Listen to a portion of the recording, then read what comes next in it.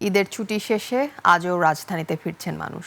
গাজীপুরে ঢাকা টাঙ্গাইল মহাসড়কের চন্দ্রা ও ঢাকা ময়মনসিংহ মহাসড়কের চান্দনা চৌরাস্তা দিয়ে উত্তরবঙ্গের জেলাগুলো থেকে কর্মস্থলে ফিরছেন তারা। তবে নেই কোনো যানবাহনের চাপ।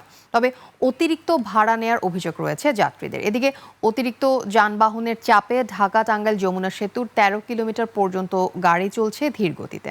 এছাড়া গভীর রাতে যমুনা সেতু এলাকার সড়ক দুর্ঘটনা টোল আদায়ে ধীর গতি হচ্ছে, ফলে মহাসড়কেও গাড়ি চলাচল করছে ধীর গতিতে। জীবন অবাক না করলে কে করবে? 28% মিল্ক ফ্যাটের অবাক করার সাথে ফ্রেশ মিল্ক পাউডার। জীবন অবাক করুক প্রতিদিন।